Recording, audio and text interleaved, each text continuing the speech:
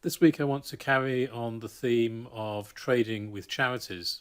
Last week we looked at charities carrying on trading activities themselves, but the tax exemptions only cover very small scale trading activities. Larger scale trading activities are usually routed through a subsidiary, partly to isolate the risk, but also for tax reasons. The problem is that the trading subsidiary is a normal trading company and its profits are subject to corporation tax, just like any other company. Here is an example of trading being carried on by the charitable company itself. We've got business profits from a non-charitable trade of £40,000 and rental income of £10,000. In our example, the non-charitable trade has a turnover of £100,000 and therefore will not be exempt from corporation tax. The problem for the charity is therefore that this trading activity will incur tax of £8,000. And here you can see what the charity's statement of financial activities will look like.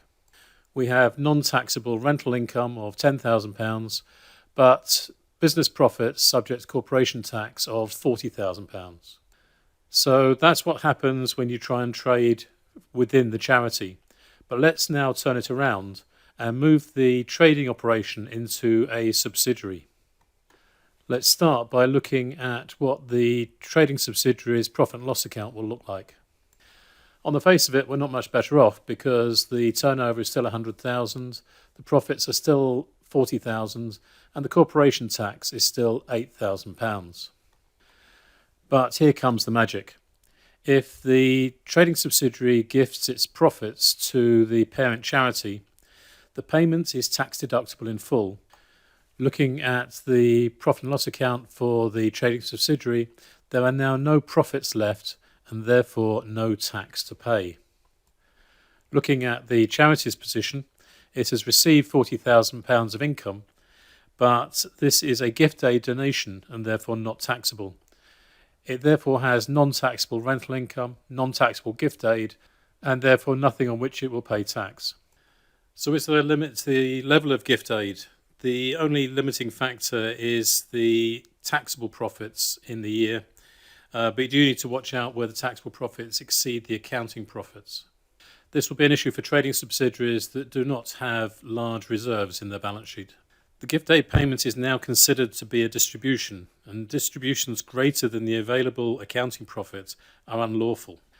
However, you can use the accumulated profits brought forward as shown in the reserves in the balance sheet to cover gift aid payments in the current year.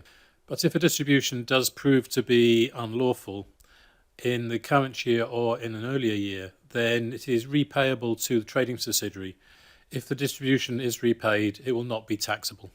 This is a relatively recent development and comes out of a reinterpretation of current legislation. This was not prompted by HMRC, but they have expressed their views on the matter. They have said that the company will not get a tax deduction for any unlawful distributions for accounting periods commencing on or after the 1st of April 2015. So when does the gift aid payment have to be made? Most trading subsidiaries that we come across are wholly owned by a charity, and this means that the payment can be made up to 9 months after the year end and treated as if it was paid in the year. So this is quite a neat way of charities avoiding tax, but the method is actually promoted by HMRC. There are a few pitfalls to avoid, but come and speak to us if you need any help.